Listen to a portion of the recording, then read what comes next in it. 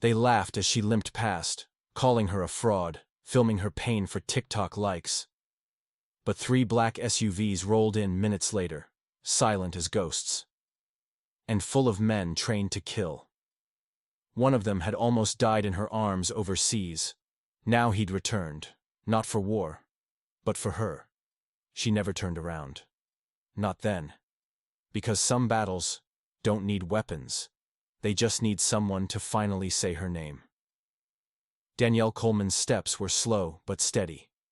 Each stride was punctuated by the faint clink of her carbon fiber prosthetic leg against the sidewalk. She wore a faded Marine's ball cap low over her brow, her skin darkened by both sun and history.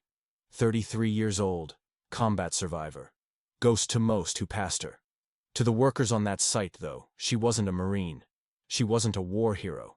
She was just a black woman with a limp, and in their eyes, that was enough. "Hey fellas!" someone shouted. "Charity case incoming!" The laughter came instantly. Brutal, loud, raw. One man mimicked her limp in exaggerated slow motion. Another whistled like she was a lost dog. A third filmed it all on his phone, whispering, "Gonna post this to TikTok. #StruggleQueen." Danielle didn't flinch. She gripped her cap tighter. Jaw locked, eyes forward. She didn't offer them a word. Not because she didn't have the strength, but because she refused to spend her breath on people who hadn't earned it. What they didn't know, couldn't see beneath their ignorance, was that 3 years ago in a hellscape called Mosul, she had carried a wounded SEAL across a mine-riddled street, her uniform soaked in blood and smoke. On the 3rd crossing, the blast came. She lost her leg, but not her fire. They didn't care. All they saw was a limping black woman, walking past their job site. Across the street, inside a blacked-out SUV, someone else saw more. Cole Bishop sat frozen in the driver's seat, his hand still resting on the gear shift. The last time he'd seen Danielle, she was dragging him out of a kill zone in Iraq, eyes wild with pain, refusing to leave his side even as the world exploded behind them. She'd saved his life. And now she was being laughed at by cowards in orange vests and dusty boots. Cole blinked hard, jaw flexing as his grip tightened on the wheel. Then he picked up his phone. His voice, calm but deadly, carried the weight of memory and war. "Bishop here. I need Boots at my location. She's here. And they're mocking her." The answer on the other end was instant. "On our way." Danielle kept walking, unaware that the battlefield had followed her home. She was used to this. The stares, the murmurs, the pain behind people's forced smiles. But this felt different. Like the air itself had teeth. Back at the site, the laughter hadn't stopped. One worker shouted, "Bet she faked that leg for the government check." Another added, "Or for the sympathy likes. You know how they are." Danielle exhaled slowly. Her hand brushed her prosthetic out of habit. Not shame. Just then, across the street, the first black SUV turned sharply onto the curb, followed by 2 more. They didn't blast sirens. They didn't screech tires.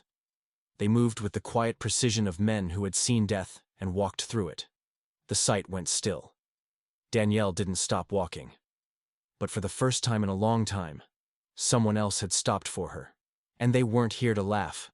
The sudden arrival of 3 black SUVs cut through the din like a blade. Engines idled low, windows tinted, presence unmistakable. The kind of quiet that came before something irreversible. Danielle hadn't turned around, but Frank Delaney did. He was the site foreman. Thick hands, sun-scorched face, voice loud enough to command a dozen hard hats with a single curse. And right now, he was confused. "Who the hell are they?" he muttered, squinting as the vehicles boxed in the front gate. The workers stood still, dust floating in the air like ash. Then the doors opened. 7 men stepped out. No uniforms, no fanfare. But something in the way they moved, eyes scanning, postures firm, synchronized like muscle memory, made it clear these weren't suits or city inspectors. These were men who'd been trained to end things. Leading them was Cole Bishop. He walked like he had every right to be there, because he did. The men around him flanked without signal, surrounding the area like muscle closing around a wound. He said nothing at first, just observed. Then his eyes landed on Frank. "That your crew?" he asked, voice low but sharp. "You the one who thinks mocking disabled black veterans is funny?" Frank blinked. "Excuse me?" Cole stepped forward. "Her name is Danielle Coleman. You laughed at her limp. You filmed it. You let your men degrade her like she didn't spill blood for the flag you plaster on your bumper." Frank's smirk faltered. "Look, I don't know what you think this is, but I know exactly what this is," Cole interrupted, gaze unblinking. "This is a reckoning." Danielle, now 3 blocks away, still hadn't turned around. But her ears picked up the absence of cruelty. No more laughter, no more slurs. Just silence. And in that silence, something unfamiliar bloomed inside her. Not hope. Not yet. But the echo of someone remembering. At the sight, tension thickened. One worker, the young one with the phone, tried to sneak off. But another SEAL blocked him with a calm stare. "We have the video," said Elijah Ray, Cole's second in command, holding up a tablet. "Every word, every gesture, it's all documented, including yours." The crew shifted uneasily. Frank's temper flared. "So what? This is America. I got a right to speak my mind." "Yeah," Cole said, stepping in so close Frank could see the dust on his boots. "You got the right to be a bigot. And we've got the right to let the world see who you are when you think no one's watching." Inside one of the SUVs, a call was already being placed, to Morrison Steele's executive office. Names were read. Footage uploaded. Consequences in motion. Cole looked around one last time. Danielle didn't ask for this. She didn't ask to be filmed, mocked, turned into a punchline. But since you already chose to broadcast her pain, we'll make sure the whole country hears the full story. And this time, he paused, they'll know her name. Frank tried to laugh again. "She's just some chick with a fake leg." Cole's jaw tightened. "She's the Marine who dragged me out of a firestorm while your kind sat at home yelling at the TV." A beat passed. Then another. One of the workers took off his hard hat. Quietly. Slowly. The others followed. And somewhere down the block, Danielle Coleman finally stopped walking. Not because she was tired, but because for the first time in years, someone had stood up in her name.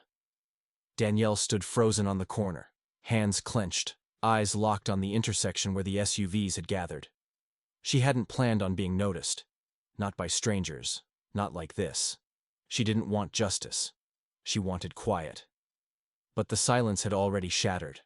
Inside the construction site, the SEAL team moved like they were sweeping a combat zone, not with aggression, but with precision. No one raised a voice. No one needed to. Elijah tapped on his earpiece.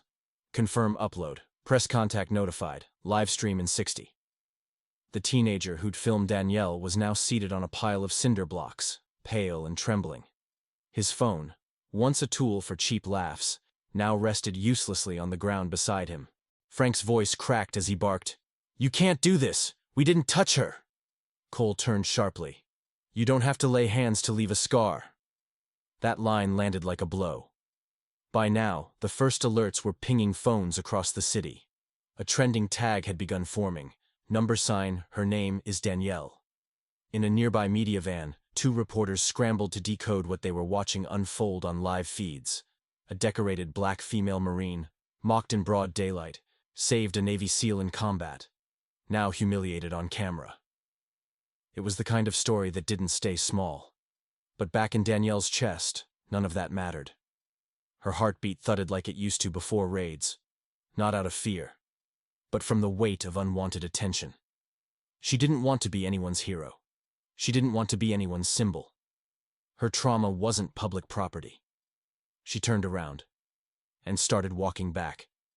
By the time she arrived, the air felt charged, heavy with a strange mix of shame and fury. The crew had quieted. Some had drifted toward the fence line, watching her like a ghost had returned. Frank stared at her, not with remorse, but with calculation. The kind of look that asked, "How far will this go?" Danielle stopped at the edge of the site. Her eyes met Cole's. "Why?" she asked, voice low. He didn't blink. Because you shouldn't have to keep walking alone. She shook her head. You think they care now? You think because it's viral, it's justice? They care now because they're being watched, Cole said. But eventually, they'll care because they've been changed. He meant it. She could tell. But she also saw something else behind his eyes. Guilt. Gratitude. A debt that never really balanced. Frank crossed his arms. So what now? You gonna sue us all for feelings? Danielle stepped forward, her voice calm but laced with steel. Number. But you're going to look me in the eye and say it again. Every word you laughed while I walked past. Frank's throat tightened. I was just...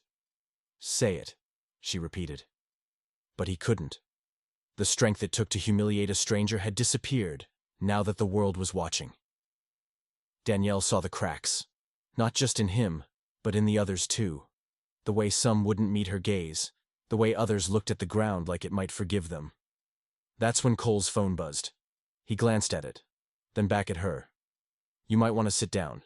News outlets, veterans orgs, half the city's watching this in real time. Danielle stared at him, her face unreadable. This was never supposed to be a spectacle, she said. This was just another Tuesday. Cole nodded solemnly. But today, he replied, they picked the wrong Tuesday. By nightfall, her name was everywhere. Danielle Coleman, Marine, amputee, black, mocked, filmed, defended. The video had already crossed 4 million views. News anchors said her name with reverence they didn't truly understand. Veterans posted their fury. Activists called her a hero. Politicians called it unacceptable. But Danielle? She sat alone in her one-bedroom apartment, lights off, phone screen glowing like a wound that wouldn't close. She hadn't asked for this. She hadn't given permission for her silence to become a headline. She stirred her spoon in cold coffee, not drinking it, just watching it swirl, like time refusing to move forward. Her prosthetic leg rested on the coffee table, detached for the night. Her body ached from the walk, but it was nothing compared to what her mind carried now. The knock came soft, then firmer. She already knew who it was. Cole. When she opened the door, he didn't say anything right away. Just looked at her. Not with pity, not even with guilt anymore, but something more honest. Exhaustion. He held up a takeout bag and a small bottle of whiskey. Peace offering? She hesitated, then stepped aside. Inside, the silence settled between them like dust. Cole finally spoke. You're everywhere, Danny. I noticed, she said dryly. I didn't mean for this to explode like it did. Danielle turned to him. Didn't you? He paused. I meant to hold them accountable. I didn't mean to hand you a spotlight you didn't ask for. She sank into the couch, eyes heavy. You know what hurts the most? They weren't even surprised. It wasn't a mistake to them.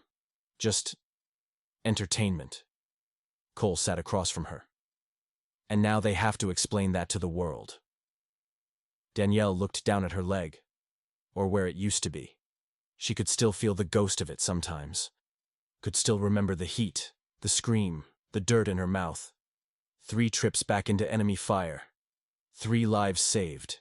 And still, the world had laughed. I didn't lose my leg for medals, she said softly. I didn't drag you through bullets for gratitude. I did it because that's what we were trained to do. But ever since I came back, people don't see a Marine. They see a problem, a burden, a black woman with a broken body. Cole nodded, jaw clenched. You saved me, he said. Now let me help you save others. She looked at him, guarded. You think I want to be a mascot? A trending hashtag? I'm not interested in being America's wounded conscience. You're not, he said. You're a mirror. You're showing people what they've ignored, what they've laughed at, what they've refused to see. Danielle swallowed hard. The words hit too deep. Because somewhere inside, she did want it to matter. She just didn't want to be crushed under the weight of being the one to make it matter. Her phone buzzed again. Another interview request. Another thank you for your service, from people who didn't even know her rank. She stared at the screen, then locked it. "I'm tired, Cole," she said. "But maybe tired is where change begins." He didn't say anything, just raised his glass slightly in agreement. Outside, the streetlights flickered. Inside, something had shifted. Danielle wasn't just being seen anymore. She was being heard. The auditorium was silent, like it had been holding its breath for years and just remembered how to exhale. Rows of students sat shoulder to shoulder, notebooks clutched, eyes wide. Teachers stood at the back, arms crossed, not with defiance, but quiet awe. On stage, under soft lights, Danielle Coleman adjusted the mic with a shaky hand. Her dress uniform clung neatly to her frame, her prosthetic leg fully visible beneath the hem. No camouflage this time. No shadows. Only truth. She didn't speak right away. Just looked out across the sea of young faces. Then her eyes settled on the front row, on the boy with the red hoodie and the prosthetic arm, seated with his chin raised like he was daring the world to doubt him. Danielle smiled faintly. "My name," she began, "is Danielle Coleman. I'm a Marine. A daughter. A survivor. And I used to think that was enough." She let the silence stretch, not awkward, but deliberate. Every student leaned forward. "I didn't want to be seen," she continued. "Not after I came back. People looked at me and saw damage. Weakness. A reminder of things they didn't want to think about. But what they never saw was that I walked through hell and came out holding the hand of someone who lived because I didn't quit." She paused. "They laughed at me on a sidewalk. Not because they were monsters, but because somewhere along the way, this country forgot how to recognize a hero who doesn't look like one." A teacher wiped their eyes. The boy in the hoodie didn't blink. Danielle's voice never broke, but it softened. "They mocked me for my leg. But that's not what hurt. What hurt was knowing they saw my blackness before they saw my service, my limp before my loyalty." The applause didn't come yet. It couldn't. The room was too full of something heavier than claps. Respect. In the back, Cole stood against the wall, arms folded across his chest, watching her the way he once watched teammates storm compounds, with pride and fear at once. This wasn't about going viral anymore. This was a movement. Later that night, footage of Danielle's speech would ignite every platform. The quote that spread like wildfire wasn't the loudest line. It was the softest. "Scars don't mean you're broken. They mean you survived what tried to break you. And you kept walking." In the days that followed, Morrison Steel issued a national apology and donated $100,000 to veteran outreach centers. Multiple schools invited Danielle to speak, not just about war, but about dignity. A congressional committee opened hearings on the treatment of disabled veterans of color.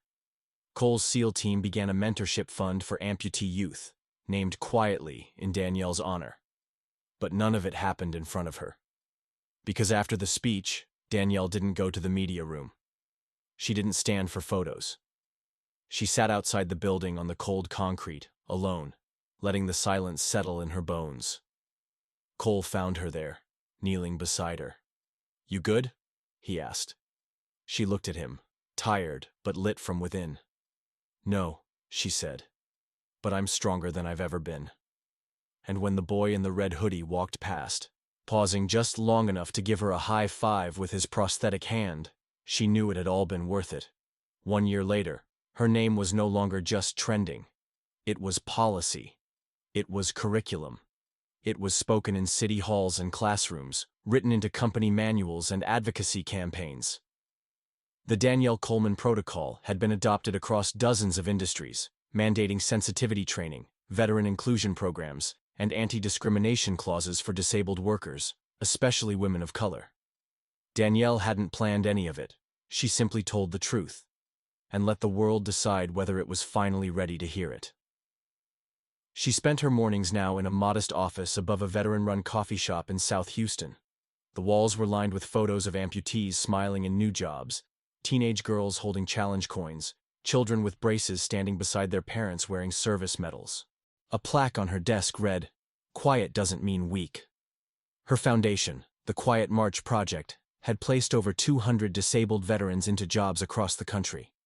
Dozens of speaking events later, Danielle still preferred small rooms and small crowds. Not because she feared the stage, but because she never needed it to validate her worth. Outside her window, Cole Bishop leaned against a railing, sipping burnt coffee and watching the street. His hair had more gray in it now, his gait a little slower. But his eyes still scanned like a soldier, always watching, always protecting. Danielle stepped outside and handed him a folder. New case in El Paso, black vet, double amputee, rejected from 3 interviews. Cole took it, flipping through. "We'll fix it." She nodded. "We always do." There was no press around, no cameras, no applause. Just 2 people still quietly rebuilding the country they once defended, in a war that didn't need guns. A sudden voice broke the calm. "Ms. Coleman?" She turned. A man stood there. White, late 40s, work boots dusty, ball cap in hand. His voice trembled. "I used to work construction. Morrison. I wasn't there that day, but I could have been. And I just—" His voice cracked. "I wanted to say thank you for what you did, and for what you didn't let break you." Danielle didn't speak right away. She looked him in the eye, long enough to remind him that forgiveness isn't cheap. But then, quietly, she extended her hand. "You still working?" He nodded. "Different company, different mindset." "Then keep changing it from the inside," she said. He blinked, then smiled through the weight of it. "Yes, ma'am." As he walked away, Cole exhaled. "Never thought I'd see that." Danielle shrugged. "Neither did I. But you stand long enough in the fire. Even stone starts to melt." Cole smiled. And then came the letter, mailed in crayon, from the boy in the red hoodie. It read, "Dear Ms. Coleman, I showed your video to my whole class. We made a poster about scars. Mine says, 'This one means I beat the pain.' I'm not scared to raise my hand in school anymore. My mom says I stand taller. I tell people I know a real superhero. Her name is Danielle." Danielle folded the letter gently and placed it in her desk drawer, next to her deployment photo and the bronze star she never displayed. Not for herself, but because now, that star belonged to all the kids with scars, and to every veteran who thought they had to suffer in silence. Danielle Coleman had once walked alone down a sidewalk, mocked, humiliated, ignored. But she kept walking. And in doing so, she lit a path for thousands more to follow.